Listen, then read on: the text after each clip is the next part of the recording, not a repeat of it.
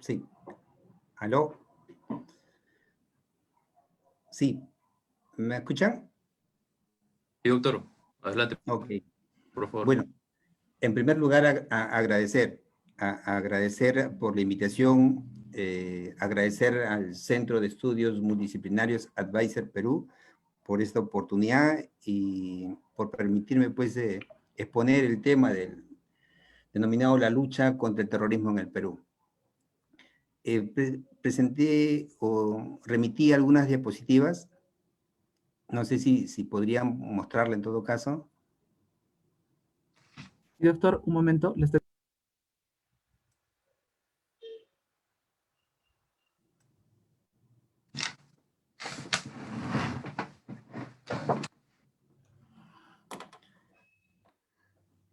Ok, gracias.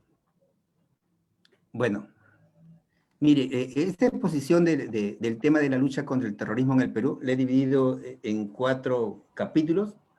Un capítulo es denominado Marco Legal. El segundo, les voy a mencionar los casos emblemáticos que se vienen tramitando en la Procuraduría de Terrorismo. El tercer capítulo es el tema del delito de apología. Y el cuarto capítulo es sobre el tema de qué se viene haciendo o qué actualmente viene haciendo la Procuraduría de Terrorismo frente a las sentencias ya consentidas, firmes, que se han emitido en este tipo de delito, ¿no? A ver, con la siguiente diapositiva, por favor. Dentro del marco legal, debemos tener en claro de que el delito de terrorismo está regulado en el Decreto Ley 25475. Este decreto ley fue publicado el 6 de mayo del 92. Es decir, desde el año 92, este decreto ley rige el delito de terrorismo. ¿Cuáles son las características o qué es lo que se debe resaltar respecto a este decreto ley? Es que en este decreto ley dice establece una nueva tipificación de los delitos de terrorismo. Es decir, con esta nueva ley se regula el delito de colaboración, se regula el delito de pertenencia, se regula el delito de financiamiento al terrorismo, se regula el delito de conspiración y el delito de incitación al terrorismo, ¿no? Esas son las novedades, llamemos así, de este decreto ley. La otra novedad de este decreto ley es que establecen penas severas que llevan a cadena perpetua. Es decir, con esta nueva ley se permite condenar a las personas que cometen delitos de terrorismo con una pena de cadena perpetua. En el mega operativo, es decir, en el primer caso que se procese y se condena a la cúpula del Sendero Luminoso, uno de ellos, si no más recuerdo, creo que fue el sentenciado por terrorismo Osman Morote, a él lo condenan a 25 años, a diferencia de todos, o la gran mayoría de ellos, que se les pone cadena perpetua. ¿Y por qué? Porque obviamente a Osman Morote se le captura antes de la vigencia de esta ley, ¿no? De este decreto ley, ¿no? Por eso es que a él se le condena a 25 años, ¿no? Y obviamente, pues, ya entrado en vigencia este decreto ley, todas las personas que forman parte o son cabecillas de una organización terrorista son condenados a cadena perpetua, ¿no? ¿Qué creo de verdad? ¿Qué creo que también se debe tener en cuenta en este decreto ley? Mire, yo cuando llego a la Procuraduría de Terrorismo en el año 99, perdón, en el 2009, lo primero que me trajo en interrogante o preocupación era por qué y cómo es que puedo diferenciar el delito de colaboración y el delito de pertenencia, ¿no? Yo creo que es muy importante que todos los que nos están escuchando sepan esto. La diferencia principal, o es algo que ustedes sí o sí tienen que saber, es que qué diferencia entre pertenencia y colaboración es que El delito de pertenencia es aquella persona que está dentro de una organización, es decir, pertenece a una organización. Es lo que en doctrina se le llama el intraneus, ¿no? Es decir, persona que forma parte de una organización terrorista. Esa es aquella persona que debe ser condenada o sentenciada por el delito de pertenencia. ¿Qué es un colaborador? Es un extraneus, ¿no? ¿Qué es un extraneus? Es una persona que colabora con una organización terrorista, pero que no es parte o integrante de una organización terrorista, ¿no? ¿Qué hace un colaborador? Un colaborador puede llevar víveres a una organización terrorista, puede llevar medicinas, puede llevar armas, ¿no? Puede llevar municiones para que esta organización terrorista cumpla sus fines o cumpla sus objetivos, pero que esta persona en realidad no pertenece a esta organización terrorista, ¿no? Es por eso que creo que ustedes o los que nos escuchan deben tener claro en qué caso una persona puede ser sentenciada por el delito de pertenencia y en qué caso puede una persona ser sentenciada por el delito de colaboración. Mire, y también creo que todos deben saber de que acá en el Perú hubieron dos organizaciones terroristas que generaron alarma, zozobra al Estado.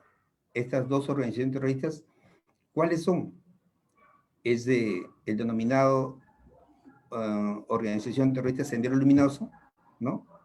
Y la organización terrorista MRTA. La organización terrorista Sendero Luminoso o Partido Comunista del Perú, liderada por ¿quién? Por Abimael Guzmán Reynoso, ¿no? Él es su líder, el jefe, el cabecilla de esta organización terrorista. La otra organización terrorista, denominada Movimiento Revolucionario Tupac Amaru, el MRTA, fue liderada, fue dirigida por Víctor Porley Campos, ¿no? Estas dos organizaciones terroristas generaron alarma, terror, zozobra a la población peruana, ¿no? Eso es algo que creo que todos debemos saber y tener en presente eso, ¿no? La siguiente diapositiva, por favor.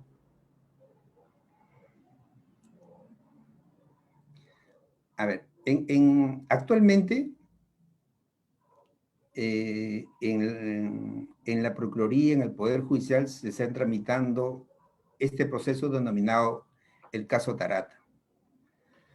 ¿Por qué es considerado un caso emblemático? ¿Por qué? Porque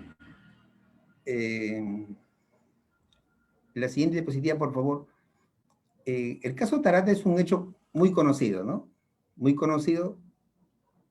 ¿Qué pasó en este caso? Fue pues que ya está demostrado, ya incluso existe ya una sentencia firme respecto a las personas que cometieron este delito, o sea, a los autores directos ya se les condenó, ¿no? Y está determinado que quien cometió este delito, ¿qué organización terrorista produjo este hecho? Obviamente ya se determinó que fue Sendero Luminoso que ordenó, ¿cómo se llama?, que se cometiera este hecho, ¿no? Este hecho ocurre en julio del 92, ¿no? Donde se producen muertes, hubieron más de 100 heridos y obviamente hubo, como se llama, daños materiales pues innumerables, ¿no? En este caso, Taratas, actualmente están siendo procesados toda la cúpula de Sendero Luminoso, ¿no? Ahí está pues Abimael Guzmán, está Elena Iparraguirre, que es la actual esposa de Abimael Guzmán, ¿no? Está Óscar Ramírez Durán, María Guadalupe Pantoja, Florentino Cerrón, Florentino Flores Alá, que este señor es el conocido como Artemio, Edmundo Cous Bouceville, Osman Morote Barrio Nuevo, Margot Liendo Gil, Elizabeth Victoria Cárdenas Guaita y Moisés Límaco Guayascachi, ¿no? Todas estas personas están siendo procesadas por el delito de terrorismo, porque como en algún momento ya les dije, O sea, las personas que cometieron el hecho en sí, o sea, es decir, la persona que condujo el vehículo, que la persona que armó las dinamitas que formaron parte de esa explosión, todos esos autores directos ya han sido condenados. Entonces, ¿qué es lo que pasa? Que producto de este proceso se determina que quien dirige todo o quien ordena este hecho fue la cúpula de Sendero Luminoso. Por eso es que todos estos procesos, ya en un segundo proceso, ¿no?, es que se les procesa a todos ellos como autores mediatos, ¿no? Autores mediatos del delito de terrorismo agravado.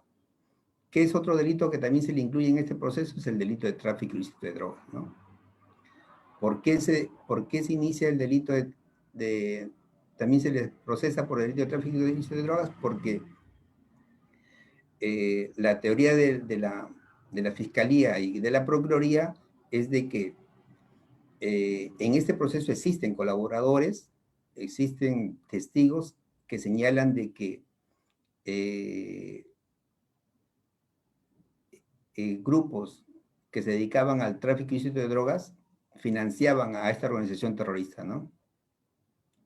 Por eso es que ellos actualmente están siendo procesados por este delito. Mire, ya en este proceso hubo una sentencia con fecha 11 de septiembre del 2018, ya fueron condenados todas estas personas por el delito de terrorismo, ¿no? Actualmente ese expediente está en la Corte Suprema. El fiscal supremo ya emitió una opinión y dice pues que está conforme con la sentencia, ¿no? Y estamos esperando de que señalen fecha para la audiencia de la vista en la Corte Suprema, y ya la Corte Suprema esperamos, creo nosotros todos como peruanos, que se confirme esta sentencia, ¿no? A cada uno de ellos les ponen cadena perpetua, ¿no? Esto es respecto al delito de terrorismo. Al delito de terrorismo, el caso denominado caso Tarata, ¿no? Es un caso muy emblemático. Yo tuve la oportunidad de participar en estas audiencias y fue de verdad que grato, de verdad, de que todo el esfuerzo y el trabajo que se había realizado en estos años se concluya con una primera sentencia emitiendo una condena pues a estas personas e imponiéndoles la segunda cadena perpetua a estas personas, ¿no? Abimael Guzmán, Eleni Parraguirre, ¿no? Eso es. La siguiente diapositiva, por favor. El caso Soras. El caso Soras también es un caso emblemático, denominado así por la Procuraduría de Terrorismo. ¿Por qué? La siguiente diapositiva, por favor. Es un caso, yo creo que no es tan conocido, no es tan difundido, pero es un caso importante, ¿ya? Yo creo que este hecho se da que en el año 93, 94, o sea, había un bus lleno de pasajeros donde grupos o integrantes de Sendero Luminoso se suben al bus y hacen un recorrido normal, ¿no? O sea, dicen, ¿sabe qué? Se sube un grupo de personas con armas y al conductor le dicen, sigue tu camino, ¿no? Y por decir, iban en la ruta y decían, ¿quién tiene que bajar en tal pueblo? Y si supongamos que bajaban 5 personas, las hacían bajar, las mataban, ¿no? Y seguían el camino, ¿no? Y así hasta que terminen con todas esas personas que estaban en el bus, ¿no? Entonces, en este caso, por eso que le dicen el caso conocido como Soras, también otros lo conocen como el bus de la muerte, ¿no? Y en este caso también están siendo procesadas por el delito de terrorismo, ¿no? Secuestro, homicidio, y encabeza pues el líder de Sendero Luminoso, que es Abimael Guzmán, Eleni Parraguirre, Oscar Ramírez Durán, Osman Morote, Margot Liendo Gil, Laura Zambrano Padilla, Víctor Quispe Palomino y Casiano Tomateo Espinosa, ¿no? Igual este caso ya está, como se llama, en etapa intermedia, está para que ya la sala del colegiado E señale fecha del inicio del juicio oral, ¿no? Es un caso muy interesante, da mucha pena, de verdad, de la forma como fallecieron estas personas, y creo yo, y esperamos de verdad que al menos todos los que forman parte de la Procuraduría de Terrorismo también sean condenados por este delito, ¿no?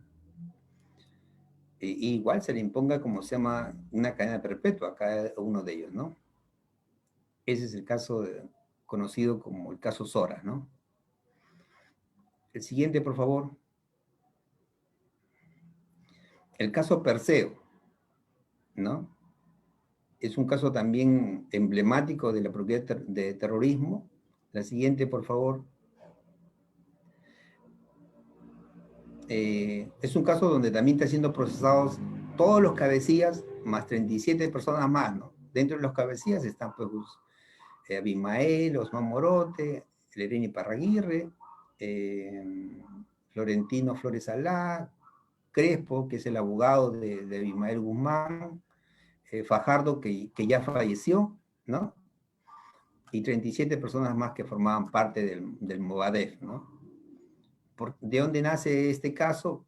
Nace, pues, no sé si ustedes recuerdan o tienen conocimiento de que el Movadef, que era denominado un grupo político, ¿no?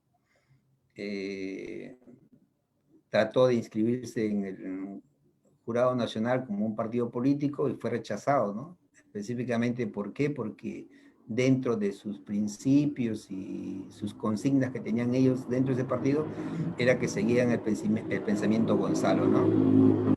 Ellos nunca han desistido de ese pensamiento, y obviamente cuando el Jurado Nacional de Elecciones revisa, pues, sus estatutos, ¿no? Su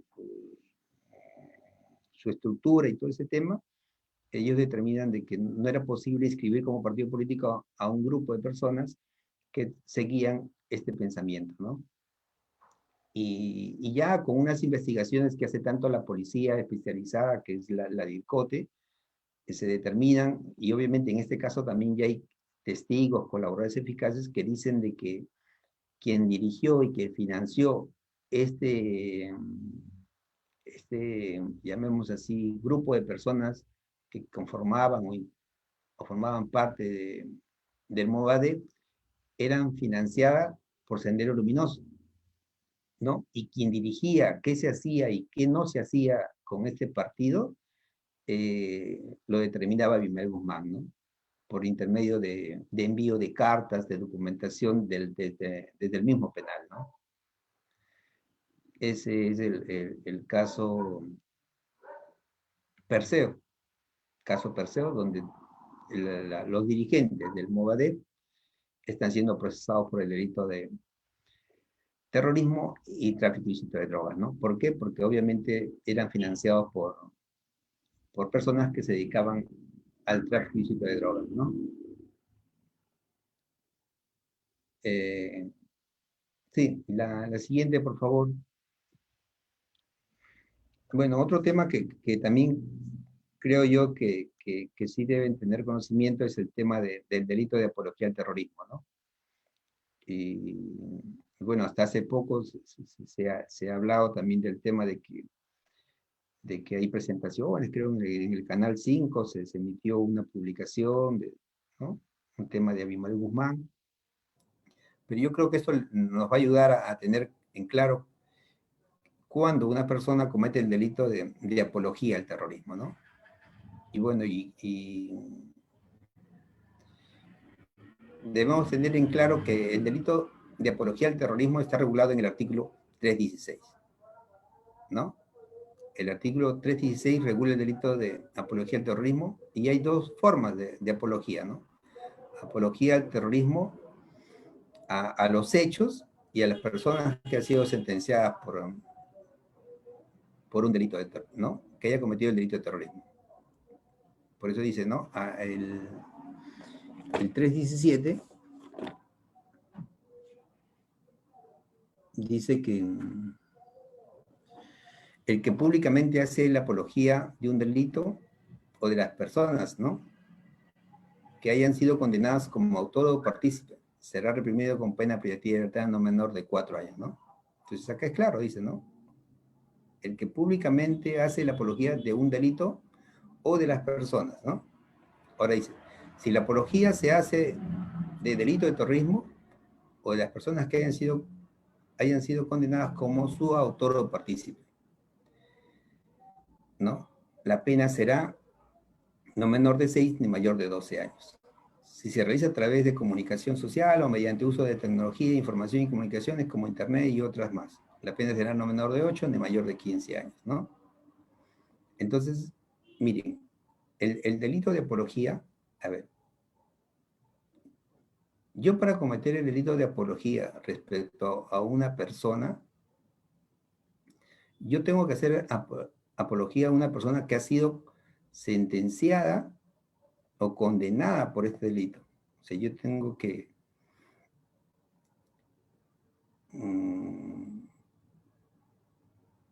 solo en ese caso yo podré ser procesado y condenado por el delito de apología al terrorismo a la persona, ¿no?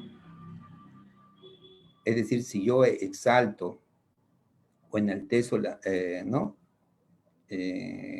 La conducta o los hechos que haya podido hacer Abimael Guzmán, yo estaría cometiendo el delito de apología, ¿no? Y también hay el delito de apología al delito de terrorismo, ¿no? Entonces yo tengo que decir o hacer exaltación de un hecho, por decir, si yo señalo que el delito el acto terrorista cometido en el caso Tarata es la mejor obra, no sé, pues, ¿no? La mejor obra o el mayor acto que se hizo en la historia, yo estaría cometiendo el delito de apología al delito de terrorismo, ¿no? Entonces, este delito de apología debemos tener en cuenta en esas dos modalidades, ¿no? El delito de apología a la persona y el delito de apología al delito, ¿no? Esa es la diferencia que hay en ambos casos y esa es la modalidad del delito de apología al terrorismo, ¿no? Es decir, se puede hacer apología al delito o a la persona, ¿no? Pero en ambos casos se requiere, ¿qué cosa? Que tanto la persona como el hecho ya tengan una sentencia firme, ¿no? Si no tienen una sentencia firme en ambos casos, no se podría cometer el delito de apología al terrorismo, ¿no? La siguiente, por favor.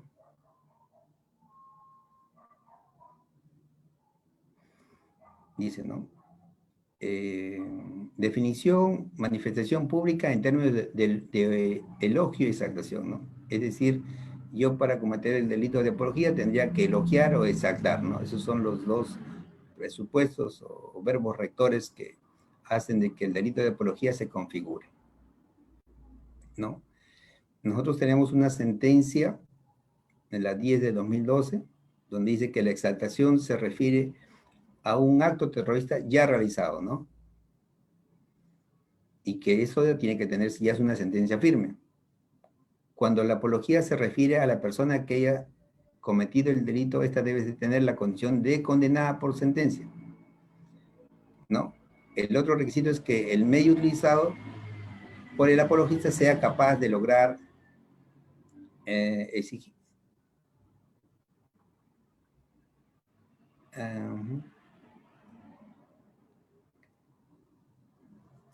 A ver. Exigida positiva, es decir, que debe tratarse de una prolongación, elogio, un número.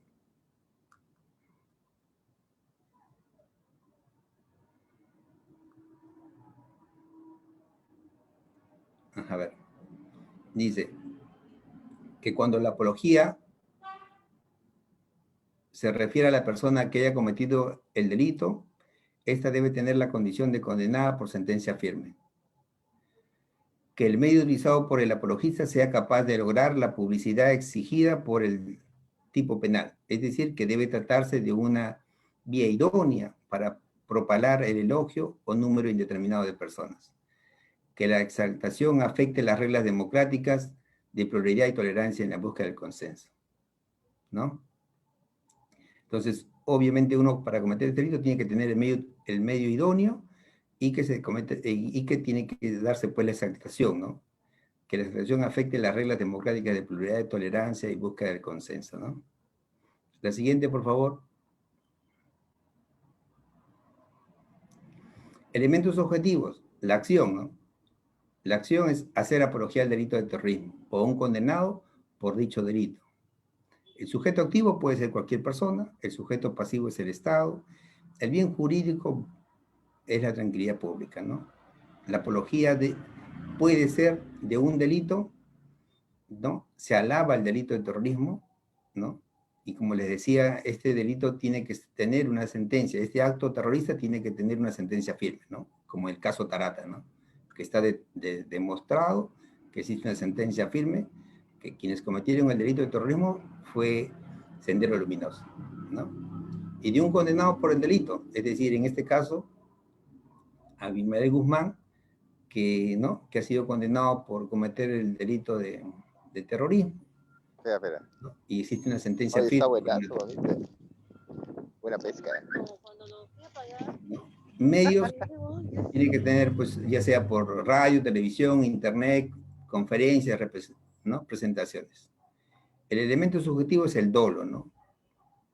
La intención y voluntad de querer exaltar a esta persona o al delito, ¿no?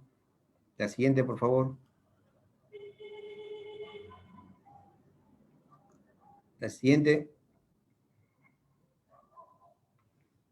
¿No? Mire, hay dos casos, ¿no? Un caso es este caso del señor Carias Pedrosa, él era un venezolano, ¿no? Siendo ¿no? En programa periodística Punto Final, transmitió por Latina en el Canal 2, propaló una entrevista al ciudadano venezolano Alberto Antonio Carias Pedrosa, quien sostuvo: siento un gran respeto por la actitud rebelde y desprendida del comandante Víctor Polay y el comandante Néstor Serpa Cartolina y el resto de combatientes que murieron en la heroica acción de la embajada, ¿no? Siendo un gran respeto no solamente yo como presidente de la MRDA, capítulo de Venezuela, sino por la actitud rebelde, ¿no? Y en este caso nosotros también consideramos de que sí se cometió el delito de apología. El siguiente, por favor.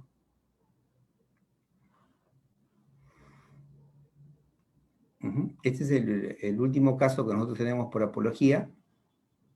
Es donde con fecha 12 de octubre del 2010, en inmediaciones de la Plaza Bolívar del Congreso de la República, durante la concentración y marcha de diferentes gremios, se detectó la presencia de 4 personas, ¿no? No identificadas, quienes venían ofreciendo a la venta una edición del formato periodístico denominado Periódico Marxista-Leninista Maoísta Amnistía General, editado por el Movadep, de fecha 25 de octubre del 2010, siendo los responsables de su redacción y publicación el Consejo Editorial de dicho periódico, conformado por los procesados cuyo contenido se tiene en la expresión, ¿no? Y acá específicamente exaltan al sentenciado por terrorismo, doctor Guzmán, ¿no? El más grande intelectual, filósofo y científico marxista, leninista, ¿no? Obviamente nosotros creemos acá que sí cometieron el delito de apología, ¿no? A la persona, ¿no? Sentenciada por terrorismo. ¿Qué es lo curioso acá? De que acá los procesan a Manuel Fajardo. ¿Por qué los procesan a ellos? A Manuel Fajardo, a Crespo, a Alfredo Crespo Bragairá, a Alfredo Mego Márquez, a Osvaldo Esquivel, porque ellos, si bien es cierto, ellos son los que crean este pasquín que le decían, ¿no? Eran unos volantes de más o menos de 4, de 10 caras, ¿no? Eran pequeños así, revistas, que ellos aparecían como editores, como directores, como jefes de redacción, jefe de edición de esta revista, ¿no? Y cuando nosotros se indaga cómo es que nace este tema de este periódico, hicimos seguimiento a estos temas y quienes habían realizado todos los trámites ante los medios periodísticos y todo ese tema, porque se tiene que enviar un modelo, creo que cada revista que creo que ellos editaban tenían que remitir al Ministerio de Cultura, todo un trámite, y quienes habían realizado todos esos trámites eran esas 4 personas, ¿no? Ellos, mire, cuando inicia este proceso, es más, o sea, yo, quien estuvo en esa audiencia, el mismo ya fallecido Fajardo dijo, ¿no? Yo asumo toda la responsabilidad, yo soy responsable, ¿no? Ya yo he cometido el delito de apología, pero déjenlos en libertad a los demás, ¿no? Eso fue lo que dijo. Creemos de verdad que obviamente estas personas en este hecho sí cometieron el delito de apología, ¿no? La siguiente, por favor. ¿Qué viene haciendo la Procuraduría, no?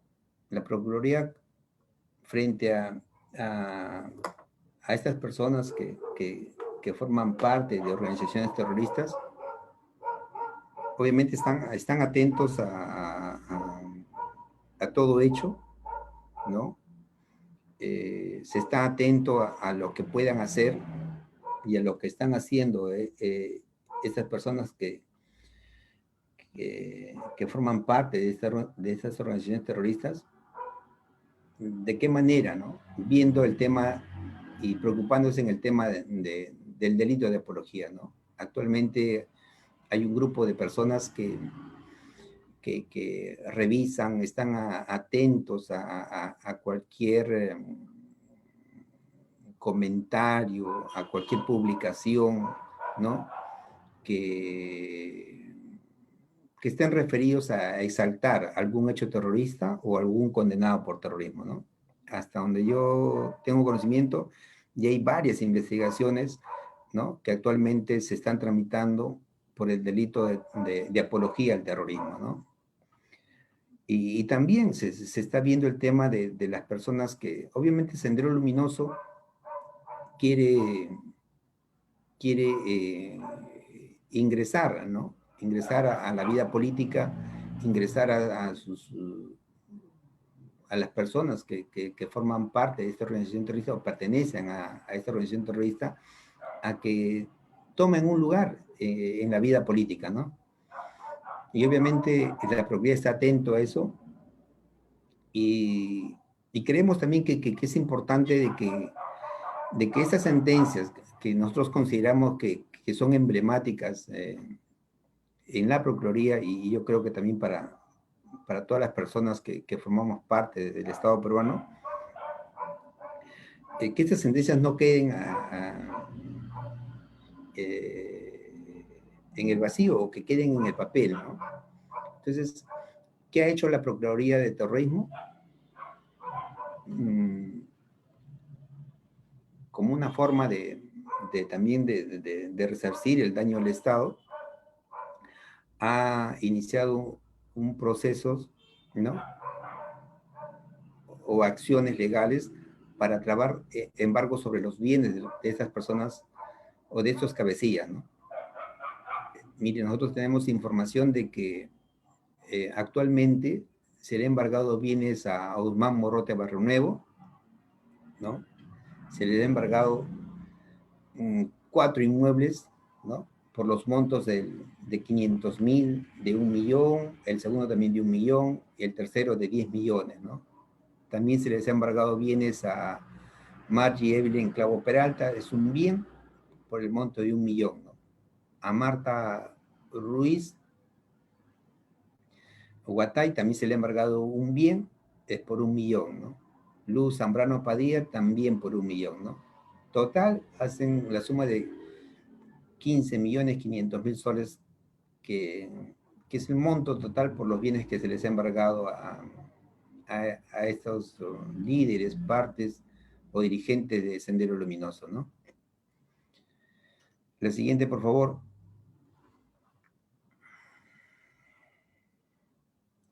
Y respecto al MRTA, el Movimiento Revolucionario Tupac Amaru, dirigido en algún momento por Víctor Polay Campos, también se les ha embargado 4 inmuebles, ¿no? El primer inmueble por el monto de 1 millón, el segundo inmueble también por 1 millón, el tercero por 1 millón y el cuarto por 3 millones, ¿no? también se le ha embargado su inmueble a Alberto Galvez Olechea por el monto de 1 millón, ¿no? Total, al MRTA, 7 millones. Mire, pero yo creo que también es algo que ustedes también tienen que saber, y todos los que nos escuchan, es que no ha sido fácil, ¿no? Todos creen de que los que pertenecen a Sendero Luminoso son personas que no tienen dinero, que no tienen recursos, pero eso no es cierto, ¿no? No es cierto. Con un trabajo minucioso, con un trabajo con mucha paciencia, de verdad se pudo determinar que estas personas sí tenían bienes, ¿no? En muchos de los casos, ellos, no es que ellos hayan comprado un bien, ¿no? Ellos, obviamente tenían sus padres, ¿no? Obviamente tenían sus padres fallecieron y dejaron bienes, ¿no? Y ellos, estas personas que habían sido sentenciadas por terrorismo, heredaron esos bienes, ¿no? Pero ¿qué era lo curioso? De que ellos como hijos no querían aparecer en esos bienes como propietarios, ¿no? Por eso es que cuando se hacía la sucesión intestada de los padres, ¿no? De estas personas que habían sido sentenciadas por el delito de terrorismo, ellos no inscribían la sucesión intestada en sus bienes, porque ellos sabían de que obviamente iba a ser público y todos íbamos a poder enterarnos de que ellos eran propietarios de esos bienes, ¿no? Entonces, no, ellos fácilmente, ¿qué hacían? Hacían la sucesión intestada, pero no lo inscribían en los registros públicos, ¿no? En todos estos bienes, ¿no? Nosotros, ¿cómo hicimos? Nosotros hicimos, decíamos, pues, si estas personas tienen más de 60 años, más de 50 años, obviamente no creemos que sus padres todavía sigan en vida. Y así fue, ¿no? Revisamos a los padres. En el caso de Polay Campos ya había fallecido su papá y habían hecho, como se llama, la sucesión intestada, ¿no? Y ahí aparecía pues que uno de los herederos era, como se llama, Polay Campos, ¿no? Y lo que nosotros hicimos es el trámite, ¿no? La Procuraduría inició el trámite de inscripción de esa sucesión intestada respecto a esos bienes, ¿no? Y que en este caso eran 4, ¿no? Y es ahí cuando ya se inscriben los registros públicos a Polay como heredero de esos bienes, ¿no? Se le embarga esos montos, ¿no? Igual, eso igual pasó con Galvez Olechea, ¿no? Él heredó un bien, ¿no? De sus padres y le embargamos por 1 millón. Eso pasó también con Osman Morote, ¿no?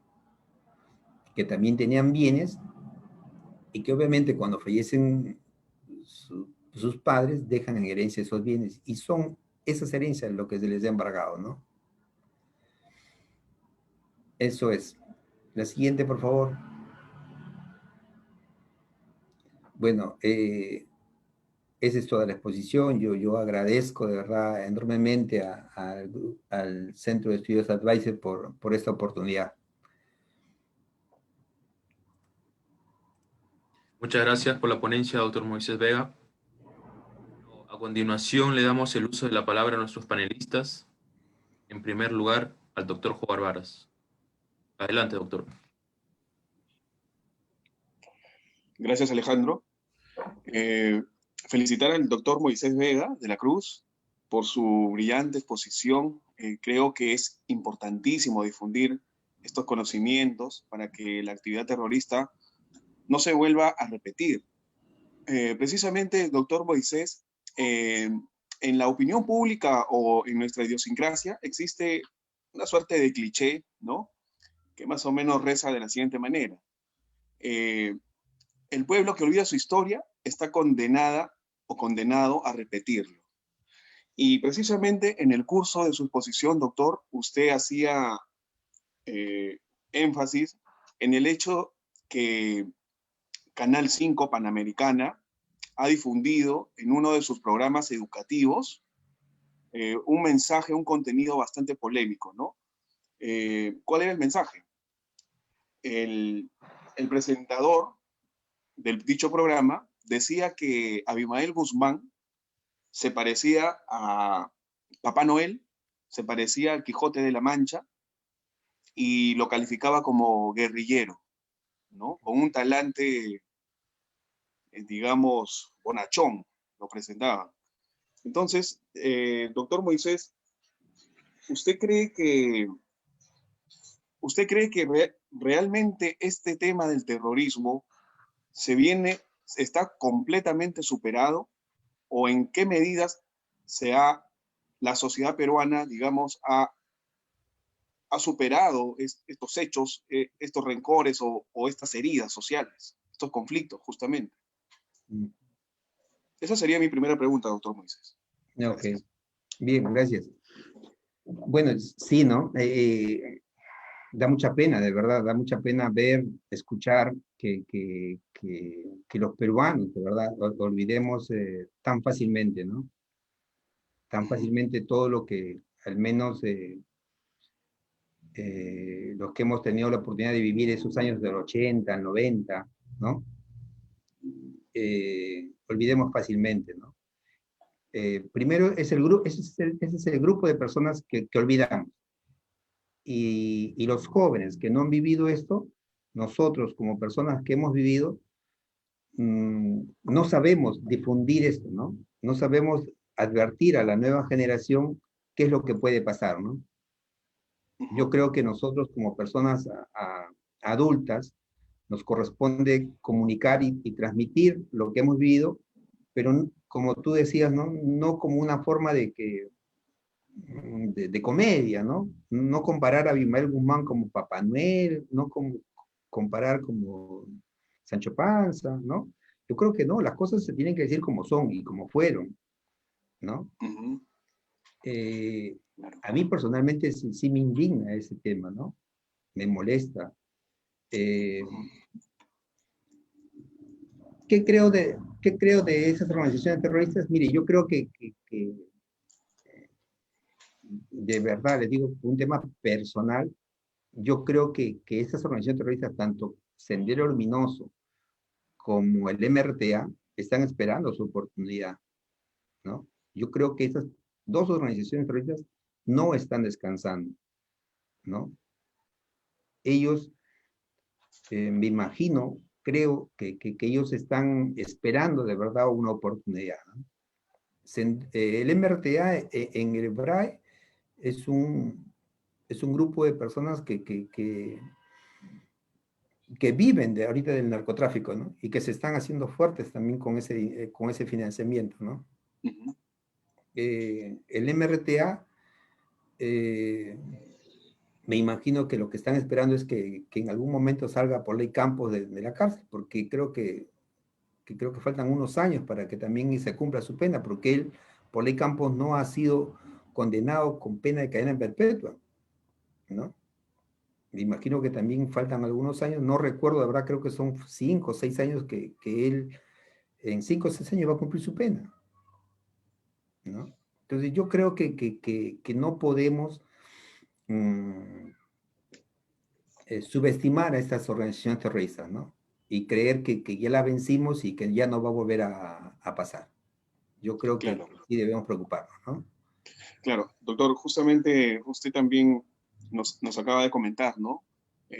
Cómo educar a los jóvenes, digamos, cómo enseñarle a los chicos que tienen entre 15 y 20 años, que probablemente no tengan esa conciencia, ¿no?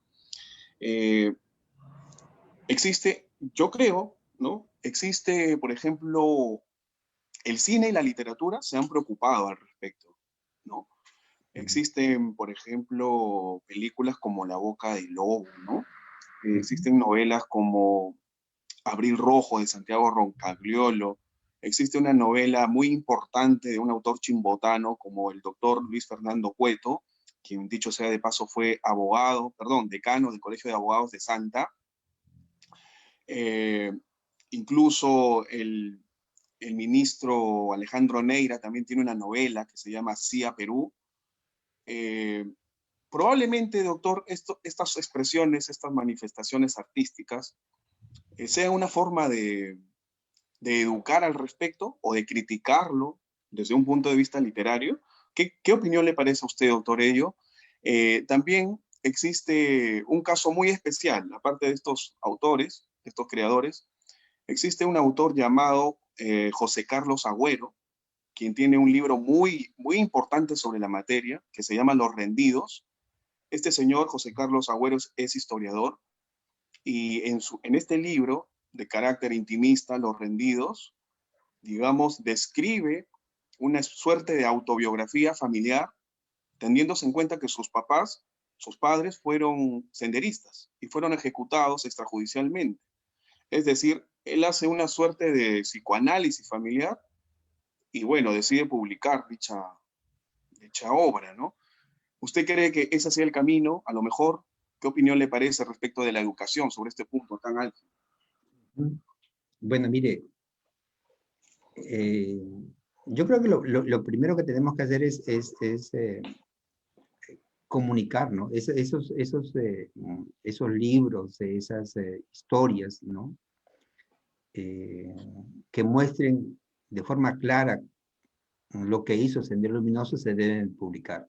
Y es contradictorio, ¿sabe por qué? Porque, mire, yo he estado 10 años en la Procuraduría de Terrorismo. 10 años. En esos 10 años, por ejemplo, cuando Abimael Guzmán publica su libro Puño y Letra, por ejemplo, ¿no? Presenta su libro en un hotel, o Bolívar, creo que era. Habían 20 gatos, 20, 30 gatos, ¿no? La policía los interviene, pero como en algún momento decían, los procesados decían, ustedes nos han hecho famosos, ¿no? ¿Por qué? Porque gracias a esa intervención, todo el mundo comenzó a leer el libro de Puño y Letra, ¿no? Entonces, yo creo que así como el Estado, como se llama, hace cosas buenas, yo lo que creo que el Estado debería de difundir todos esos libros, ¿no? Esos libros importantes que muestren de verdad, o sea, debería ser una difusión gratuita, ¿no? No le debería de costar nada al autor, ¿no? Y difundirlas, y no una vez, sino eso tiene que calar y obviamente pues tener clara la situación, ¿no? Y el Estado debería de fomentar esa difusión, ¿no? Y obviamente, pues, incluso debería formar parte del sílabus, del currículum de los estudiantes, ¿no? Tanto a nivel escolar como universitario, ¿no? Yo creo que mire, yo conozco, sé de muchos familiares, además, cuando a veces uno les comenta de qué es el MRTA, qué es Sendero Luminoso, jóvenes que no han vivido esto ni saben, ¿no? No saben quién es Polay, no saben quién es Abimael Guzmán. Mire, hace poco yo me recuerdo de que un canal llevaba la imagen de Abimael Guzmán, ¿no? De Polay, y se les preguntaba a los jóvenes y los confundían con autores, ¿no? Con autores, con héroes, ¿no? ¿No? Creo que a Abimael Guzmán lo confundían con Andrés Abrino Cáceres, ¿no? Entonces, es preocupante, ¿no? Yo creo que nosotros como peruanos, obviamente, debemos de poner nuestro granito de arena, y por eso es que agradezco también a Advisor de que nos permita difundir esto, ¿no? Difundir esto a los jóvenes, de verdad, de estar atentos, de estar atentos. Obviamente como peruanos nos toca hacer muchas cosas, y creo que una de esas cosas es esa difusión, ¿no? De mostrar a estas organizaciones terroristas como son. Y me imagino que también lo que pretenden hacer, ¿no? Claro, correcto, doctor, me quedó clarísimo. Sí. Muchas gracias. No, a usted. Adelante, Alejandro. A continuación le damos la palabra al siguiente panelista, el doctor Wilfredo Concha. Gracias, Alejandro. Muchas gracias, doctor Vega. Doctor Vega, respecto a la ponencia que usted tuvo, un tema muy interesante realmente y de mucha actualidad. En las últimas semanas hubo una discusión en el espacio público, en el ambiente público, porque algunos textos del Estado consideraban o ponían el término que lo que se vivió en el Perú entre esos años desde los 80 y los 90 era un conflicto armado interno, y algunos decían que esta era una forma de tratar de utilizar un término más suave a lo que querían que, o deberían seguir llamándose terrorismo. Entonces, a usted, con la experiencia de haber trabajado tanto tiempo en defensa del Estado, que es la idea de defendernos a todos, ¿cómo se siente cuando hay estas discusiones respecto a un conflicto armado interno o terrorismo? ¿Cómo deberíamos referirnos realmente ante este suceso que aconteció en nuestro país en esos años?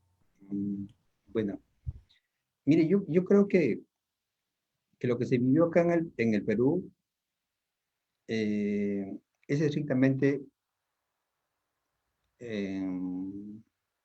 un terrorismo, ¿no? Y como la ley lo regula así. Yo creo que estas personas lo que querían era tomar el poder, ¿no? Tomar el poder y obviamente usurpar, ¿no?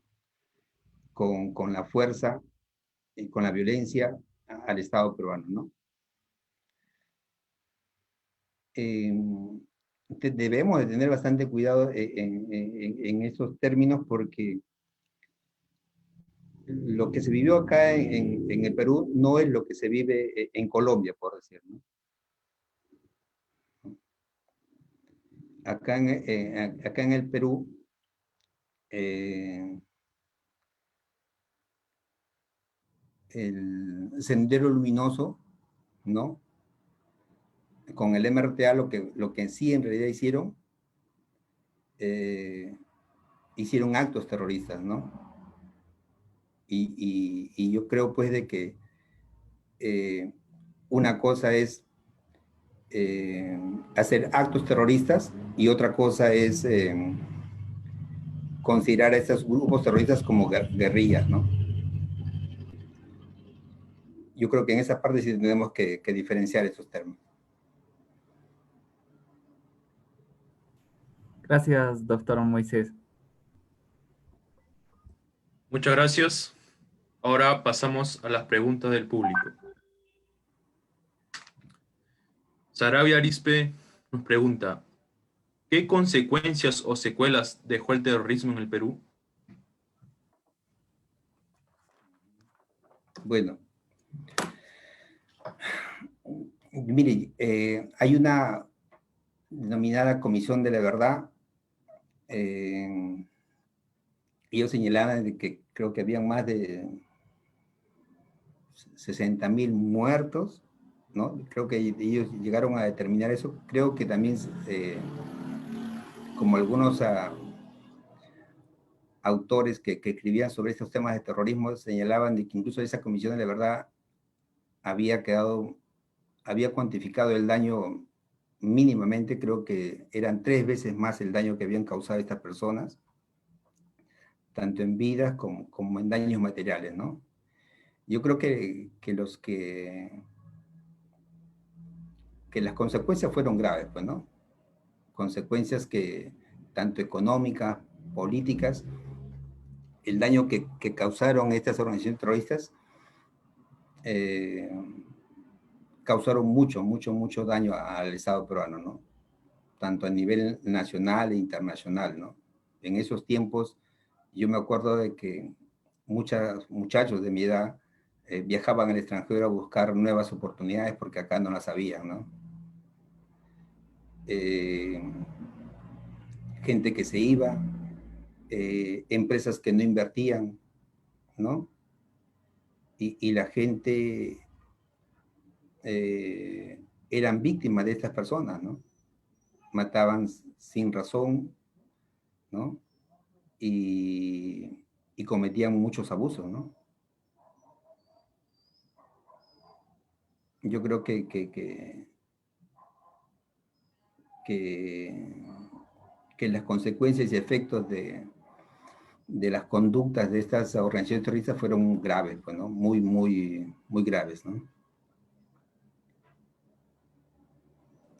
Muchas gracias, doctor. A continuación, vamos a leer el comentario del doctor Justiniani.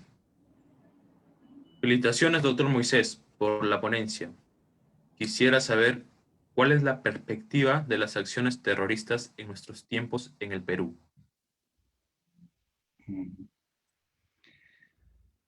Bueno, como en algún momento le dije, yo creo que tanto Sendero Sendero Luminoso como el MRTA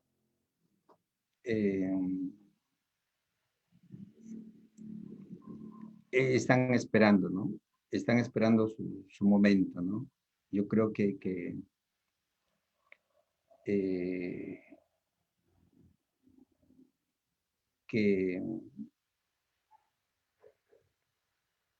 creo que tal vez, yo no sé si estos temas de corrupción, de problemas que se ocurren en el día de hoy en el Perú, sean como caldo de cultivo o justificación para que estas organizaciones terroristas vuelvan a activarse, ¿no? Pero yo creo que sí debemos de poner bastante atención y cuidado, ¿no? Con estas personas, ¿no?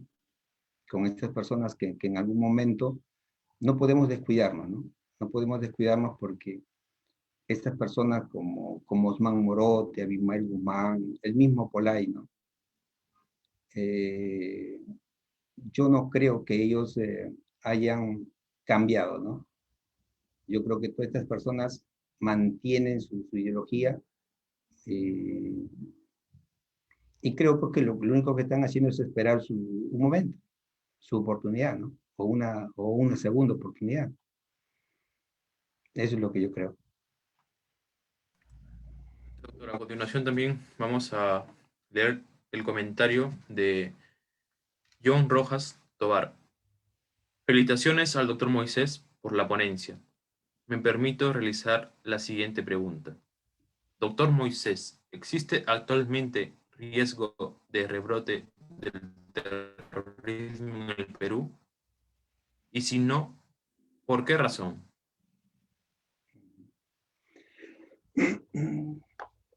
Mire, yo creo que si nosotros,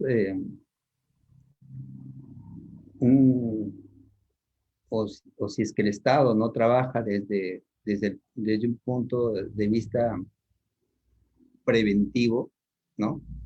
Si no se hace, no se educa a los jóvenes, ¿no? Respecto a nuestra historia, yo creo que sí es posible de que Sendero Luminoso o el MRTA salgan a flote, ¿no? Yo creo que el Estado y nosotros debemos estar comprometidos en hacer que nunca más vuelva a existir estas organizaciones terroristas, ¿no? ¿Cómo? Con educación, ¿no? Con difundir lo que se vivió en esa época, ¿no? Y yo creo que haciendo trabajos de prevención, cuidado, seguimiento, vigilancia, ¿no? A cualquier mínima conducta que nosotros podamos considerar de que se estaría cometiendo un delito, ya sea de apología o un delito de pertenencia o colaboración a una organización terrorista, debe ser identificada, ¿no? Y estas personas que todavía tienen, ¿cómo se llama?, intención de formar parte o colaborar con una organización terrorista, deben ser sancionados, ¿no?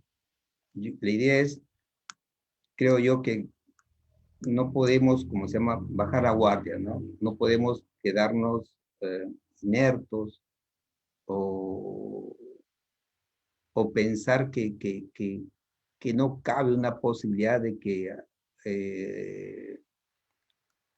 aparezca o reflote una organización terrorista, ¿no? No tal vez Sendero Luminoso, no tal vez el MRTA, pero cualquier otro grupo, ¿no? Que tal vez tenga la intención que tuvo el MRTA o Sendero Luminoso, ¿no? Eso es. Así es, doctor. A continuación, vamos a leer la última pregunta de Cecilia Valdivia. ¿Qué políticas de Estado se tendrían que aplicar para que el terrorismo no vuelva a resurgir en el Perú? Sobre todo en las regiones altoandinas, que son las más vulnerables a este tipo de pensamientos ideológicos. Bueno, mire, Es curioso, ¿no? Mire, actualmente se viene trabajando sobre un plan nacional de lucha contra el terrorismo. Actualmente también hay un plan nacional de lucha contra el crimen organizado, ¿no? En ese plan nacional están comprometidos más de 20 instituciones del Estado, ¿no? Creo que cada uno se está comprometiendo a hacer un trabajo de prevención, ¿no? Cada uno desde su ámbito, ya sea económico, político, ¿no? En temas de salud, de vivienda, porque yo creo que eso hace de que un grupo de personas quieran, ¿no? Quieran, como se llama, tratar de justificar sus conductas terroristas, ¿no? Yo creo que como decía la persona que hace la pregunta, de que obviamente, pues así como Sendero Luminoso nació en las poblaciones pues alejadas, donde el Estado no llegaba, yo creo que el compromiso de este plan nacional es eso, ¿no? Es eso de llegar a esos lugares y que el Estado tenga mayor presencia en esos lugares para que no se produzcan estos grupos de personas, ¿no? Estos grupos de personas que molestas, no escuchadas, ¿no? Tomen como opción, como se llama, juntarse y formar parte de estos grupos, ¿no? De estos grupos terroristas. Por eso que yo creo de verdad que es bueno de que ya el Estado peruano comience a hacer planes nacionales, no solamente, ¿no? Como política de un ministerio, sino donde todos los ministerios estén involucrados en esta lucha, ¿no? Sí, tenemos que tener bastante cuidado. Ahora, no solamente solamente hay un terrorismo nacional, también hay un terrorismo internacional, ¿no? Hay casos, por ejemplo, ya en la Procuraduría de Terrorismo que se están viendo 2, 3 casos, uno por delito de terrorismo internacional y otro por lavado de activos provenientes del terrorismo internacional. O sea, yo creo que el Estado, ¿no? Tiene que, como se llama, hacer más trabajos de prevención, ¿no? Más trabajos de seguimiento y,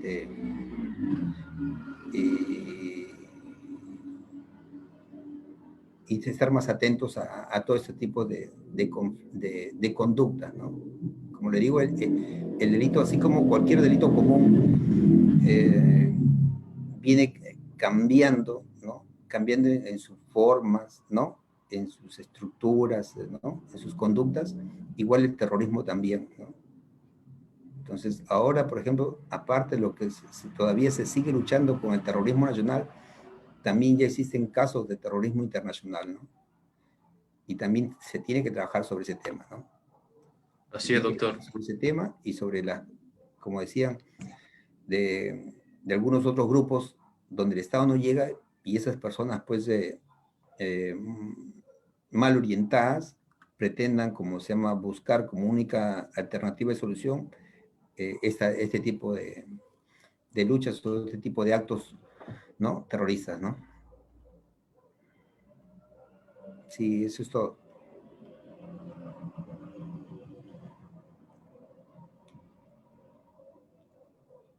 Alejandro. ¿Aló? Muchas gracias. Invito a los... Aló, buenas. Sí, Disculpe, la señal está inestable. Invito al doctor Javier Yaque o al doctor Roberto Saldaña si tienen alguna pregunta, por favor, podrían decirla. Sí, yo, Roberto Saldaña.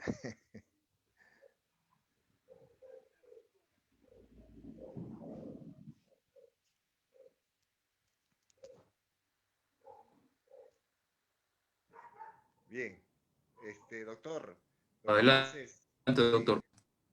buenas. Bueno, realmente, felicitarlo, sinceramente.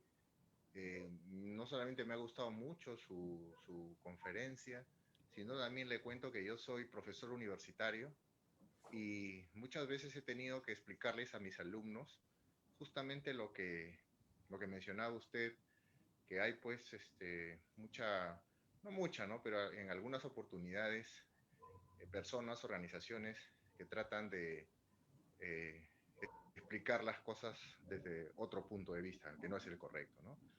Yo la verdad que voy con una nueva cartera de conceptos ahora que comienza el ciclo académico para poder explicar en pregrado y en posgrado esta manera tan, yo diría, contundente, ¿no? Que justamente es el mundo de las leyes, el mundo del derecho, ¿no? Yo le agradezco mucho, sobre todo por los conceptos que nos ha dado y sobre el tema de cómo es necesario entenderlos para poder explicar y poder desarrollar mejor en el futuro lo que nuestros alumnos deben conocer, ¿no? Mi pregunta está más bien vinculada en esa misma línea, si es que existe, como hay en otros países, por ejemplo, algún tipo de capacitación, de formación, en inteligencia, diría yo, ¿no? Contraterrorista, no lo sé, pero no en términos de lucha, perdón, no en términos de armas, ¿no? Sino de conceptos, ¿no? ¿Hay algo así en nuestro país que podamos, digamos, conocer o en todo caso recomendar al que quiera un poquito conocer más de este asunto a un nivel académico? A ver, bueno, mire, acá en el Perú existe lo que es la unidad especializada de lucha contra el terrorismo, la DIRCOTE, ¿no? La DIRCOTE es una policía especializada, obviamente hace un buen trabajo, hacen un buen trabajo, eh, pero obviamente como creo todas tienen limitaciones, ¿no? Tienen limitaciones. Mire, por ejemplo, yo tuve la oportunidad de llevar un caso de terrorismo internacional y era curioso porque esta persona que fue intervenida, que venía del Líbano, tenía una información y tenía un sistema por decir, en su celular y en su tablet, tenían información codificada. O sea, que acá en el Perú no podían, por decir, no sé si utilizar el término correcto, o sea, ingresar ese archivo, ¿no? No podían, porque no tenían el sistema, ¿no? Entonces, ¿qué se hizo? Se pidió colaboración con la Embajada de Estados Unidos, ¿no? Pero la Embajada de Estados Unidos también esa información, o sea, no se la hacen pues de la noche a la mañana, ¿no? Entonces el tema era de que tenían que desencriptar, ya me acuerdo, ¿no? La palabra era desencriptar esos archivos y cuando llegaron a desencriptar, eh, eran, eran terras y terras de información que tenían en esos archivos, ¿no? Si era tanta la información y ahora esa información que se tenía no era pues en el idioma inglés ni en el español, sino era en el idioma libanés, ¿no? Eso complicaba más la situación, entonces tuvieron de buscar un grupo de personas que hagan la transcripción o la traducción de esa información, ¿no? Entonces yo creo que sí, el Perú para estar al nivel del desarrollo y del avance de estas organizaciones terroristas, yo creo que sí nos estamos quedando un poco, ¿no? Creo que la tecnología en temas de terrorismo, en temas de información, ¿no?